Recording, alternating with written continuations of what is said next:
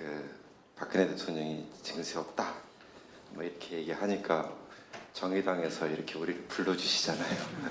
다 불러주셔서 참 이런 자리를 이렇게 만들게 해준 박근혜 대통령이 감사해야 될 것 같고, 두 번째는 또 우리 그 정의당이 이제 이제 좀 우리 당이 어떤 당이다라는 걸 보여줄 수 있는 또 기회를 박근혜 대통령이 준 것 같아요.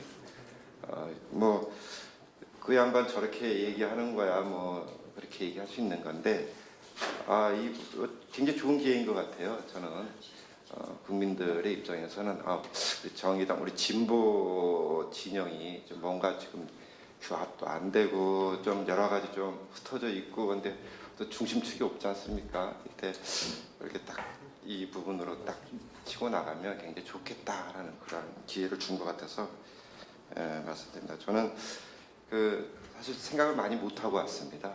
생각을 많이 못 하고 와가지고 이 부분에 대해서는 이제 앞으로도 더 생각을 해봐야 될 거라고 생각을 합니다.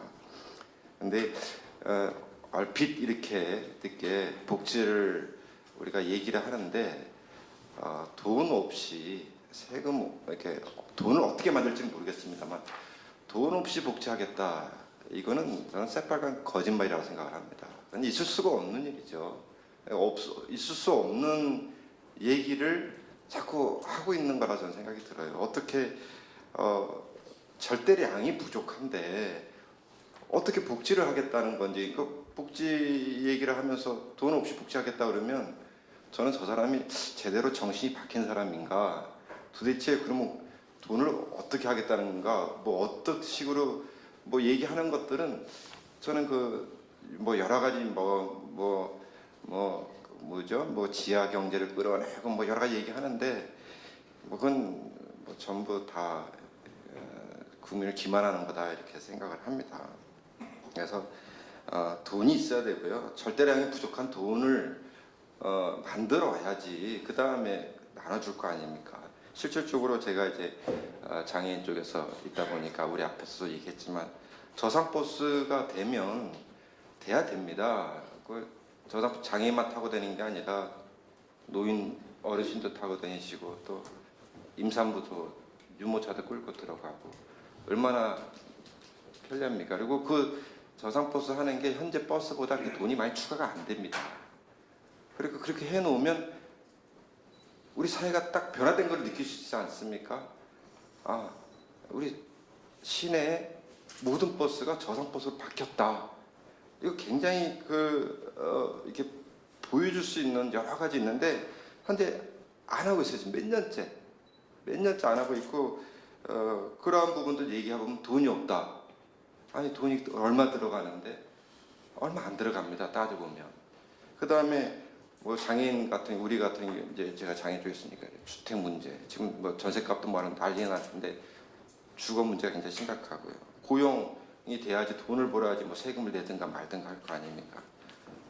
활동 보조도 안 돼 있고 여러 가지 뭐 보장부도 지금 10년간 하나도 오르지도 않아가지고 뭐 보장부 받는 것도 맨날 하질에 저질에 보장부나 받고 있고 하면 자기 돈 내가지고 건강보험에다 붙여가지고 받아야 되고 이런 현실이기 때문에 이 장애인 우리가 볼 때는 돈을 쓸 일이 많습니다. 우리한테 써야 될 일이 많은데 안 됐다는 거죠. 그래서 그러한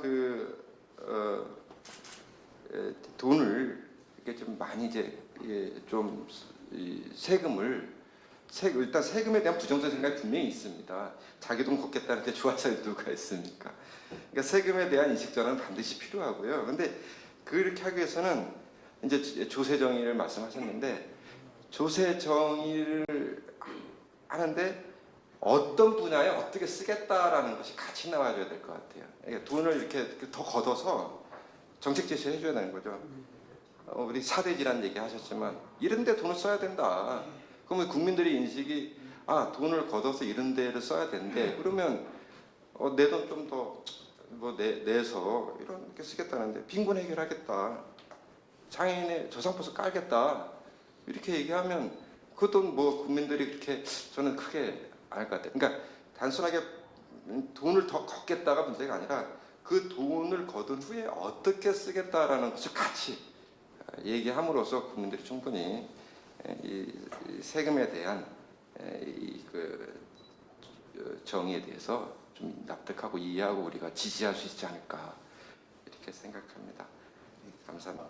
우선 아픈 사람이 치료를 받아야 되는데 치료를 못 받고 무식하면 배워야 되는데 배우지 못하고 또 그 배가 고프면 먹어야 되는데 먹지 못하고 이런 생활을 계속 해왔고 지금도 그 대부분 이제 노인네들인데 한 달에 한 30만 원 정도를 벌 수 있는 게 희망입니다.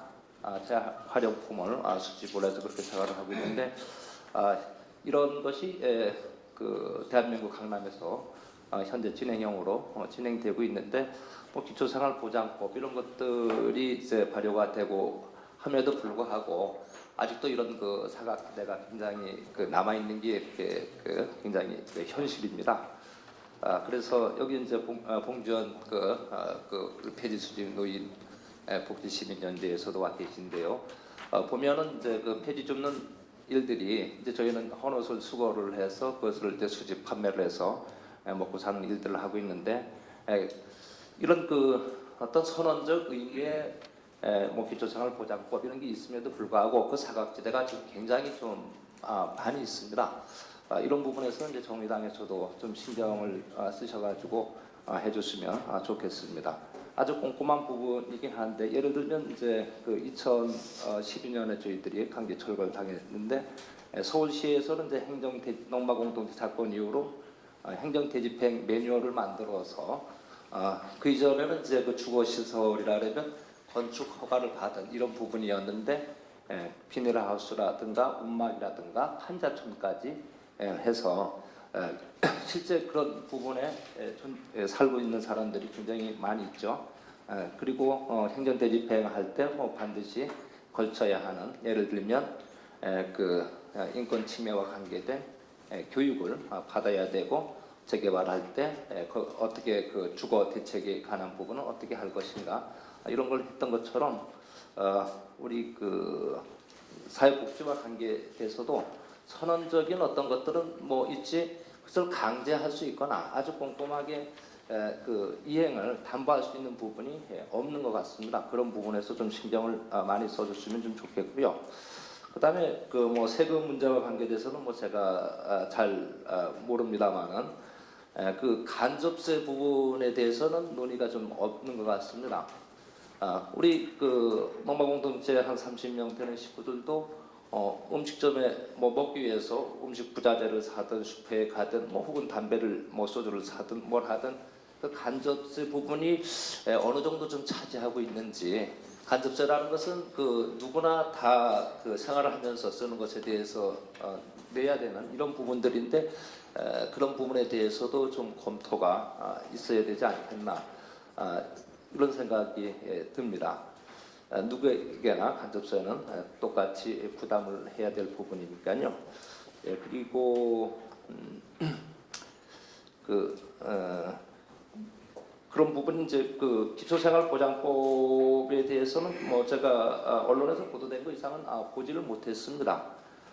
그런데 이제 의료와 아까 교육, 이제 주거, 먹는 것 이런 기초생활에 대한 부분들이 어떤 가이드라인이 좀 구체적으로 정의당에서도 좀 정해서 예를 들면 한 끼 밥 먹는데 최소한 2,000원은 있어야 되고 주거를 위해서는 뭐 하루 뭐 1인당 뭐 10평방미터의 공간이 필요하고 교육은 뭐 고등학교까지는 어떤 경우든지 해야 되고 안 하면 그걸 강제 이행을 할 수 있도록 그래서 기본적인 교육, 주거, 음식, 의료에 대한 가이드라인을 좀 만들어서 선명성 있게 여기서 의견이 수렴되는 것들을 바탕으로 해서 좀 제시를 하면 좋겠습니다. 복지를 해야 된다고만 이야기하고 뭐 구체적으로 어떤 수준까지 어떻게 해야 될 것인지가 제시된 걸 아직 본 적이 없어요. 그런 부분에서 좀 의견을 수렴을 해서 할 수 있으면 좋겠습니다. 주민들 대개가 기초수급자, 장애인 그리고 일용직으로 이렇게 해서 구성돼 살고 있습니다. 저도 거기 하나의 일원으로서 13년 동안 살고 있는데요. 제가 5년 전에 이 조합을 만들면서 주민들에게 과연 무엇이 필요한가를 생각을 해봤어요. 기초수급 받아도 아무 이유 없이 그거 한 달에 소비되고 병원도 못 가고 이런 부분도 참으로 안타까웠습니다.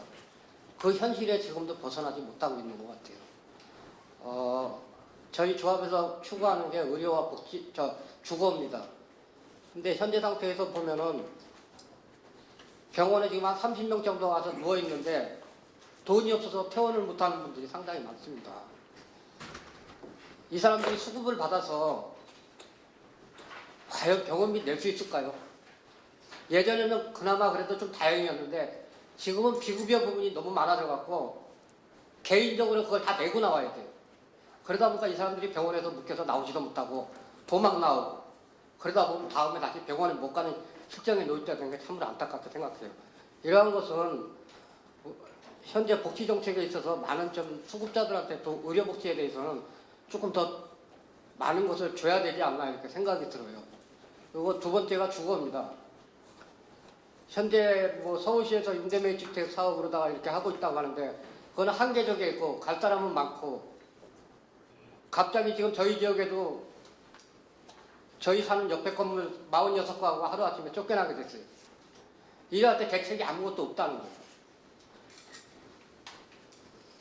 그것이 과연 우리나라의 정책인지 이런 것이 의문이 들고 진짜 없는 사람들이 살면서 좀 갈 때까지라도 편안하게 갈 수 있는 이러한 정책을 좀 만들어줬으면 합니다.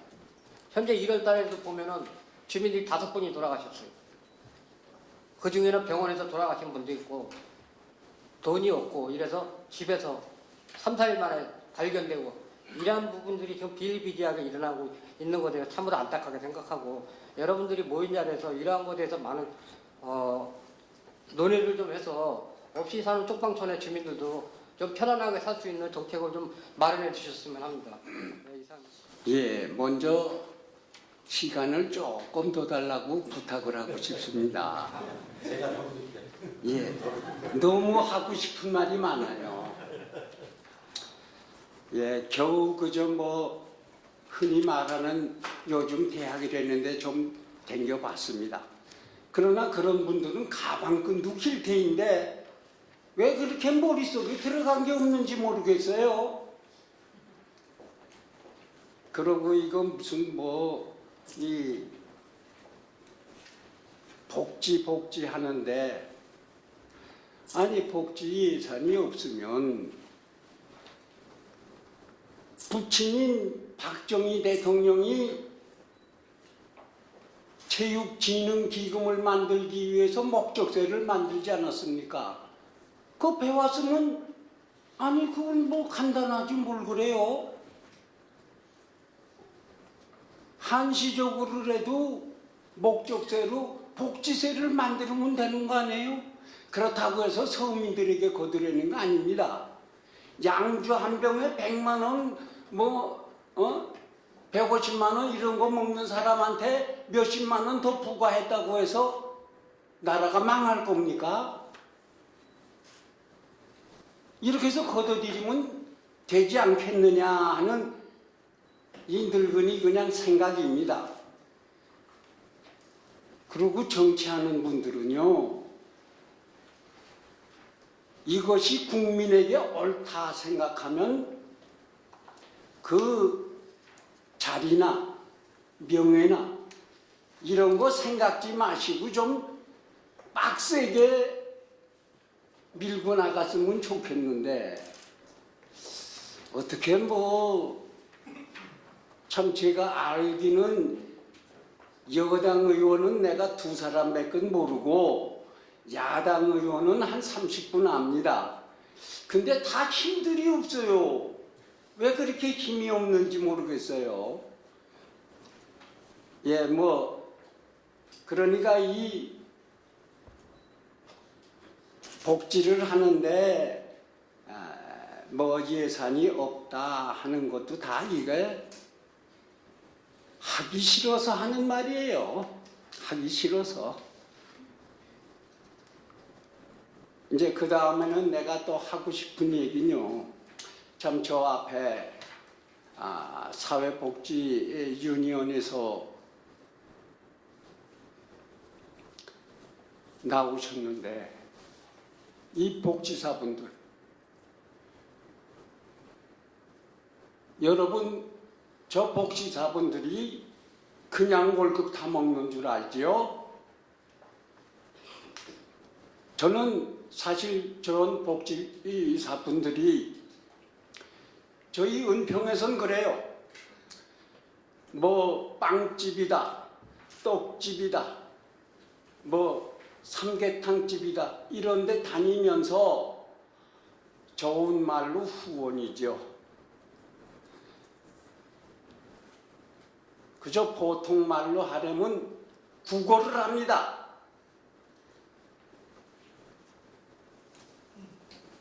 그렇게 해서 얻어다가 우리 늙은이들을 먹여 살 것 같다고 애를 써요. 예, 그런데 정부에서는 일개 동해 말이죠. 저희 녹번동만 해도 독거노인이 약 한 500명이 있습니다. 수급자가 470명이에요. 1000여 명을 복지사 한 사람 보고 담당하라고요? 나는 그래서요, 이 복지 정책을 한 데는 문희영 장관이든가요? 너나 해라 하고 싶어요. 예. 그 복지사분들이 가서 뭐라고 구걸을 하는지 아십니까? 예를 들어서 떡집은 떡집 사장님 만나자고 해서 만나서요, 땅 무릎을 꿇으면서 보태주십시오 합니다. 이게 사명감 가지고 이렇게 하겠어요? 봉급이 몇 푼 됩니까? 이런 거 좀 정치하시는 분들이 좀 잘 좀 참작해서 해주셨으면 바람입니다. 복지가 과연 그 의지 문제냐 정책의 문제냐 할 때 동시에 두 가지 다 문제인 것 같아요. 근데 기본은 먼저 저는 그 최초에 달나라에 간 사람이 누구냐라고 했을 때 저는 만화가의 꿈이라고 생각했어요. 그러니까 먼저 생각이 먼저이지 않겠냐. 그러니까 의지가 정책적인 의지가 먼저 필요하다라고 보고 거기에 걸맞는 올바른 정책은 수립이 돼야 된다라고 보고요. 과연 우리가 그런 정책적인 의지를 대다수 국민들이 정부나 정치권들이 그런 의지를 갖고 있느냐, 그런 데에 대해서는 상당히 의구심을 갖고 있습니다. 그리고 지금 그 10대 그룹 그 사내 유보금 규모가 2013년 3분기 말로 해가지고 한 537조 원 정도 됩니다. 근데 저희 전국의 175만 폐지 수집 요인들의 그 소득 수준은 일일 한 10시간, 일일 10시간 일을 하시고 월 뭐 하루도 빠지지 않고 30일을 일을 했을 때 연금을 이제 정부에서 받는 연금을 포함해서 폐지 수입 한 10에서 15만 원 정도 이렇게 소득까지 합하면 한 40만 원 정도가 되는 것 같아요. 40만 원 정도 가지고 지하 단칸방에서 한 뭐 20에서 25만 원 내고 식사하셔야 되고 아프면 병원 가셔야 되는 그런 상황인데 못 가시는 거죠. 아파도 병원에 갈 그런 그 생각이 들지 않아요. 그냥 아픈 몸을 이끄시고 또 길거리로 나서는 거죠. 단돈 500원, 1000원을 이제 그게 생계에 미치는 그 500원, 1000원이 그분들한테는 어마어마한 사실은 이제 돈이기 때문에 그런 분들한테 사실은 우리가 이제 복지 문제를 가지고 이야기하는 것들조차도 이제 죄송스러운 것들인데 이래야 되지 않느냐. 복지는 섬세해야 된다라고 봅니다. 거대한 어떤 담론도 굉장히 중요하고 방향성도 중요하지만 현재 사회 각 부문에서 이루어지고 있는 그런 복지 사각에 대한 그런 섬세한 어떤 그런 챙김이 정부나 여당이 없는 상태에서 담론에 대한 의미는 아마 그분들이 받아들일 수 있겠느냐라고 생각하면 상당히 좀 의문이 되고요. 아마 조세 정책의 기본은 저는 이렇게 생각합니다. 차별이 공정함이라고 생각합니다. 뭐 소득 수준이 다 다른데 동일하게 어떤 것을 조세에 대한 부분을 부담을 해야 된다라고 하는 것들은 그거는 공정하지 않은 거죠. 오히려 차별이 공정함이라고 그런 인식을 정부나 우리 정치권에서 가져줘야 된다, 그렇게 생각을 하고요. 그런 것들이 아까 우리 전제대에서 말씀하신 분들의 조세의 어떤 공정성이나 조세 정의에 합치가 되는 게 아닌가라고 저는 생각을 합니다. 그게 뭐 건강보험료 부과 체계도 그런 방향으로 만들어져야 된다라고 보고요. 그리고 저는 그 재벌 대기업들이나 그 부자들이 지금 감면 혜택을 보고 있는 것들이 굉장히 많습니다. 그런 부분들을 감면 혜택이 먼저 일단 축소가 돼야 된다고 봅니다. 그럼 그게 그 방향이 조세 정의나 어떤 공정함에 바람직하다라고 보고요. 그런 전제하에 대다수 국민들이 어떤 그 사회 약자들이 복지나 건강권들을 충분히 내가 사회적으로 받을 수 있다라고 하는 것들이 인식이 된다라고 하게 되면 저는 증세는 직접세로 어떤 사회복지세나 이런 것들은 도입이 돼야 된다라고 봅니다. 어떤 증세 없는 복지라고 하는 것들은 사실 그건 허구와 같은 이야기라고 보고요. 그래서 지금 가장 우리 사회에서 어려운 분들을 이야기할 때 뭐 복지부 자료를 봐도 그렇고 언론에서도 그렇고 정치권도 그렇고 복지단체에서도 폐지 수집 노인에 대한 이야기를 참 많이 합니다. 사례로서.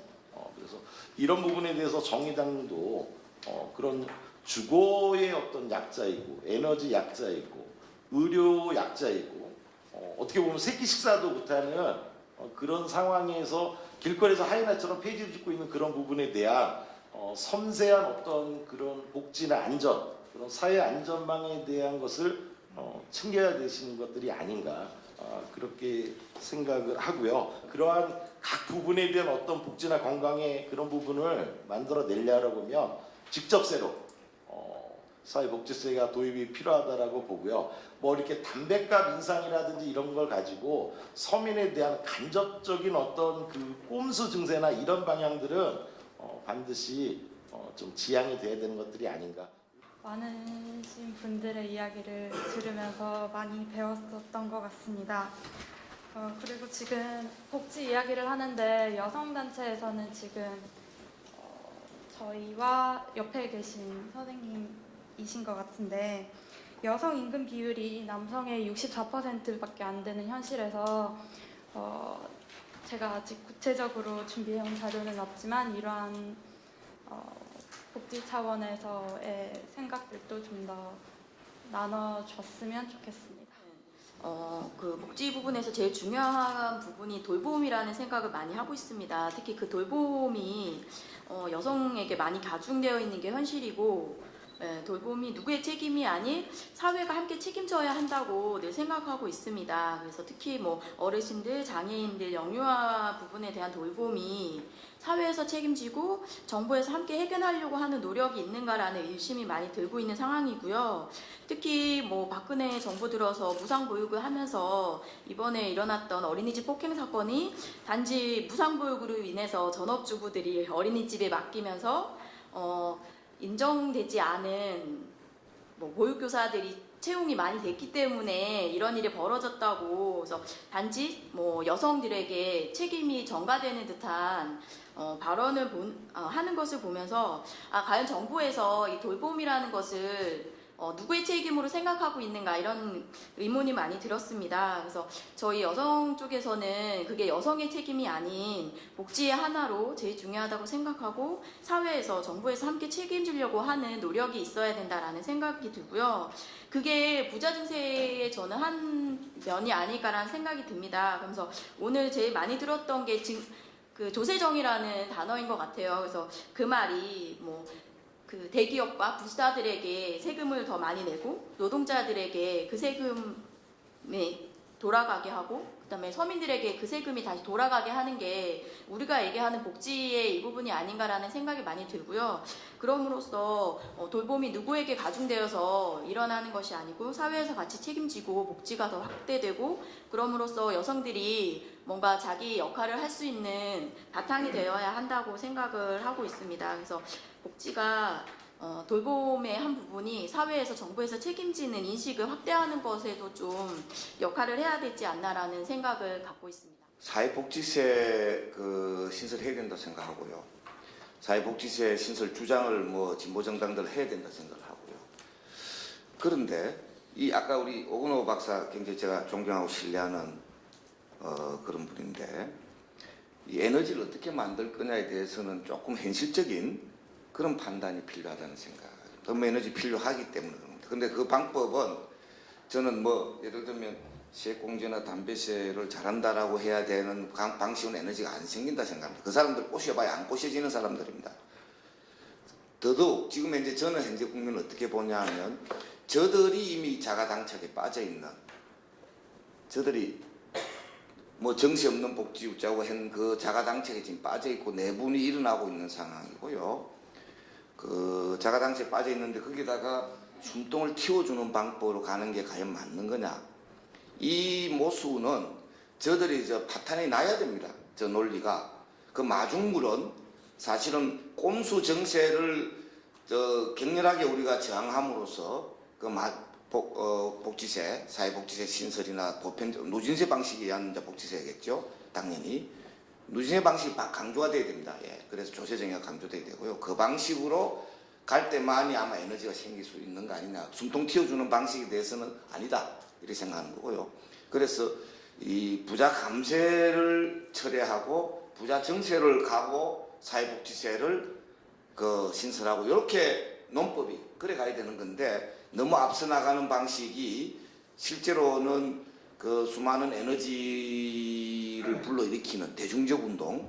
저는 뭐 그런 오근호 박사님이나 이런 분들이 말하자면 그런 보편정세 주장하는 것에 대해서 반대하지 않습니다. 뭐 잘하신다고 생각하고요. 그렇게 하시지만 우리의 대중적 에너지를 모아나가는 메인스트림이라고 합니까? 큰 물줄기는 부자 감세 철회, 부자 정세, 그리고 복지세, 꼼수 정세 반대 이렇게 가야 되는 겁니다. 예, 그렇게 생각합니다. 일단 오늘 목적이 지금 연말정산 사태로 불거진 이 증세 논쟁 국면에서 우리 시민사회단체들이 어떤 의견을 갖고 계신지를 듣는 게 1차적인 목적이었고 거기에 기초해서 오늘 모이신 시민사회단체들과 또 이 정의당과 함께 할 수 있는 그런 이제 향후의 그 공동의 토론이나 행동에 대해서 이제 논의를 드리고자 한 거였기 때문에 여러 말씀들 듣는 것만으로도 1차적인 목적은 이제 충분히 달성했다는 생각이 들고요. 특히 이제 저희가 잘 모르고 있던 현장의 목소리를 다양하게 들려주셔서 굉장히 감사하다는 말씀을 먼저 드리겠습니다. 이 문제가 사실은 예견되어 있던 문제였습니다. 박근혜 정부가 지난 대통령 선거 시절에 우리가 그동안에 주장해왔던 보편적 복지를 일부 수용한 그런 정책 공약들을 내걸었고 특히 이 정부 들어서서 그것이 완전히 보편적이지는 않지만 무상보육을 대폭 확대한 거나 또 기초연금 제도를 시행한 것은 어떻게 보면 보편적 복지 운동을 해왔던 진영의 승리라고 저는 평가를 할 수 있을 것 같습니다. 근데 문제는 그걸 이제 증세 없이 하겠다, 그러니까 재원에 관한 구체적 계획 없이 하겠다. 여기서 이제 문제가 애초부터 사실은 예견되어 있었던 것이고 이 정부가 인수위 논의를 거쳐서 뭐 그 공약도 일부 조정했습니다만 가장 한계가 컸던 점이 복지 재원에 관한 구체적 계획이 그러니까 실현 가능한 계획이 없었다는 겁니다. 공약 가계부를 보면 재원 지출 구조 조정하고 한편으로는 지하 경제 양성화하고 이걸 통해서 이제 복지 재원 마련하겠다 이렇게 큰 계획을 밝혔습니다. 그런데 지난 이제 2년 동안 지하 경제 양성화를 통해서 혹은 지출 구조 조정을 통해서 마련된 복지 재원이 거의 없다시피 합니다. 결국엔 매년 30조 원에 가까운 재정 적자를 발생시키고 또 경제가 안 좋으니까 심지어 세수마저 덜 거쳐가지고 지금 국가 재정이 굉장히 어려운 상황에 놓여 있는 게 사실이고요. 이대로 가면 박근혜 정부 임기 5년 동안 이 재정 적자 폭이 국가 채무 폭이 한 200조 원 이상 늘어날 수밖에 없는 그런 상황입니다. 이런 상황에서 지금 묘하게 그 문제를 비틀어 가지고 이게 마치 과잉복지 때문이다. 이런 식의 얘기가 여당 한편에서는 흘러나오고 있고, 그래서 복지 구조 조정이 필요하다. 이런 그 논의가 나오고 있는데, 실은 이게 과잉복지 때문이 아니라 이 MB 정부 때부터 감세 포퓰리즘으로 인해서 세입 기반이 아주 현저하게 약화된 것이 아주 근본적인 원인이라고 저희는 보고 있습니다.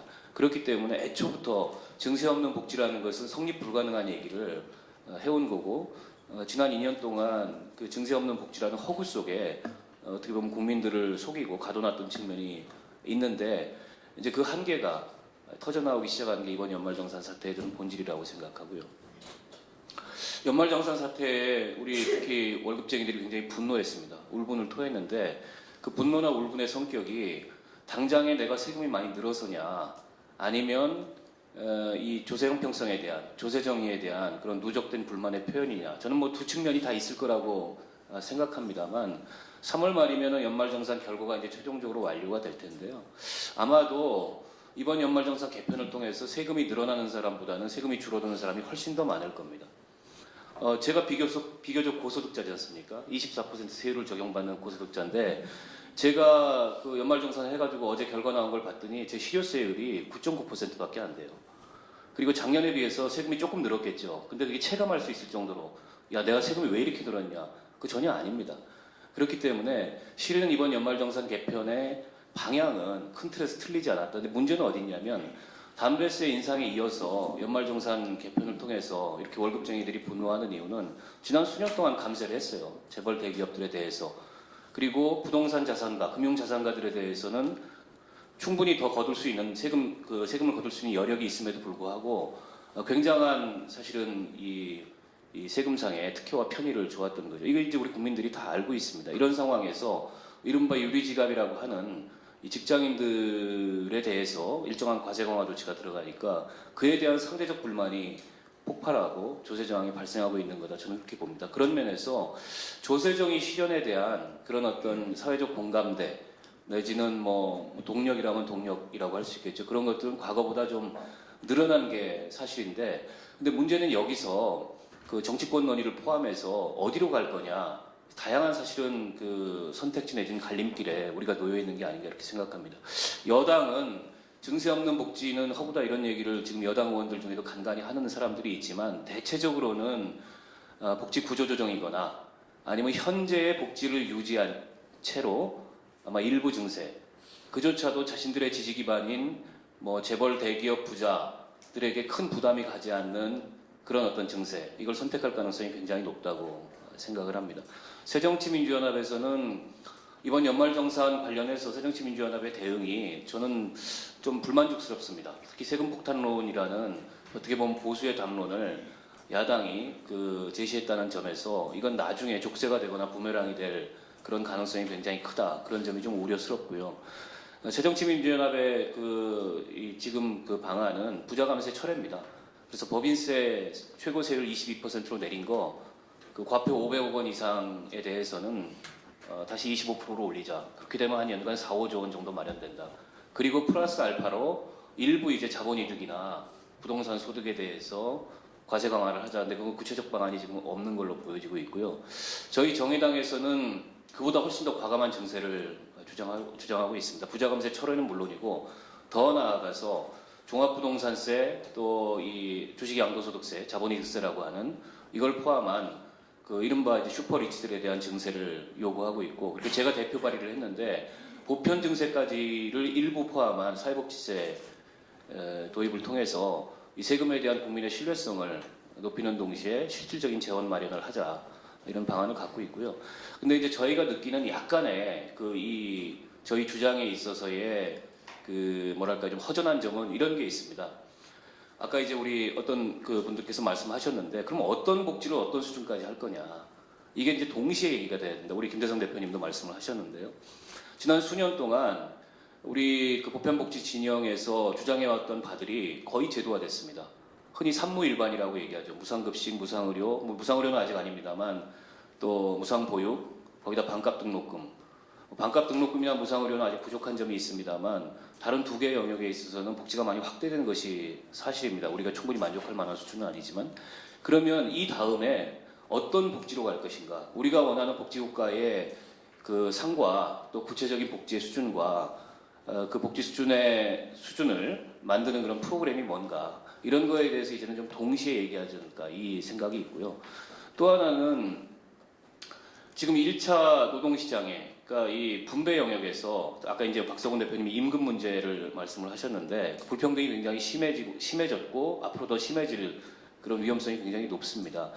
이 복지만 가지고 얘기를 할 수가 없고 또 세금만 가지고 얘기를 할 수가 없고 복지 세금과 동시에 이 노동시장의 문제 혹은 뭐 경제 이걸 전체적으로 종합해서 얘기를 해야 되는데 물론 뭐 지금 어떤 정치 세력도 또 어떤 전문가도 그걸 다 종합한 어떤 정답을 내놓기는 굉장히 어렵고 어쩌면은 그 증세 문제를 통해서 내리는 복지 확대 문제를 통해서 혹은 노동시장의 문제를 통해서 지금 우리가 직면하고 있는 이런 한계를 돌파함으로써 새로운 이렇게 논의의 장이 열릴 수 있는 그런 가능성이 있다고 봅니다만 어쨌든 책임 있는 정치 세력으로서 정당으로서 그런 문제를 동시에 고민하지 않을 수 없다 이런 생각을 하고 있고요. 분명한 것은 현재의 이 분기점 갈림길이 복지의 축소 내지는 정체로 귀결되지는 않게 만들어야 된다. 그런 취지에서 오늘 저희가 이런 자리를 제안을 드렸고 좀 구체적 제안을 드리고 싶은 것은 지금 이제 저희 스스로도 저희가 이제 허전하다고 말씀드렸는데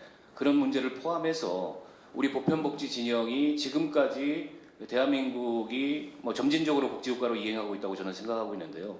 어느 정도까지 왔고 앞으로 어느 정도 갈 거고 그걸 위해서 어느 정도의 재원이 필요하고 그 재원 마련에 공정한 이 사회적 분담 방안은 뭔가 이런 거에 대해서 좀 대토론회를 한번 했으면 좋겠다. 그걸 뭐 하루 날을 잡아서 해도 좋고 저는 뭐 몇 차례에 걸쳐서 일종의 우리 내에 보편복지 진영 내외의 사회적 합의를 만들어내기 위한 저쪽 뭐 여당까지를 포함한 내지는 보수나 혹은 재벌 대기업 자본까지를 포함한 사회적 합의는 아니더라도 우리 내에도 사실은 지금 토론하는 과정에도 일정한 차이들이 좀 있거든요. 그런 차이들을 좀 최소화하고 그리고 그 최소화된 조건에서 우리가 합의할 수 있는 부분들을 합의해서 그걸 가지고 사실은 내년 총선 2017년 대선에 뭔가 지금 선별복지와 보편복지에서 보편복지가 부분적 승리를 거뒀듯이 또 한 번의 승리로 나갈 수 있는 그런 디딤돌 그런 어떤 계기를 좀 만들 필요가 있다 이런 생각이 들고요. 저희가 아직 구체적 계획을 만들어서 지금 제안을 드리지 못하고 오늘 첫 자리이기 때문에 다만 앞으로 뭐 한두 차례 이런 논의를 통해서 올 상반기 내에 그런 대토론의 자리를 한번 마련했으면 좋겠다. 이게 중요한 이유가 뭐냐면 지금 국회 내에서 조세재정개혁 특위 이런 얘기가 나오고 있습니다. 혹은 박근혜 대통령이 얘기했던 무슨 국민 대타협기구 그게 저는 부분적으로라도 약간 변형된 형태로라도 만들어질 가능성이 굉장히 높다 이렇게 생각하거든요. 근데 만들어지게 되면 거기에는 뭐 기업도 들어올 거고 또 뭐 정부도 참여할 거고 노동계에서 참여할 거고 시민사회도 참여할 거고 다양한 구성을 통해서 참여할 텐데 그때 뭔가 의미 있는 진전을 이루기 위해서라도 그동안에 이 복지 확대를 위해서 조세적인 실현을 위해서 힘을 모아왔던 이 세력들 내부에서 일정한 수준의 그런 합의와 또 공동의 목소리 이런 것들이 필요하지 않을까 해서 이런 제안을 드리고요. 오늘 자리 이후에 뭐 저희가 조금 더 구체적으로 이런 계획들을 진전시킬 수 있는 그런 어떤 자리를 또 한번 제안을 드리겠습니다. 근데 아무튼 큰 틀에서는 반드시 올해 내에 이 사회적인 어떤 이 논의를 물꼬를 확 터야 되고 그 물꼬를 트기 위해서 디딤돌을 놓는 의미의 그런 공동의 계획들을 진행을 했으면 좋겠다 이런 제안을 드리고 싶습니다.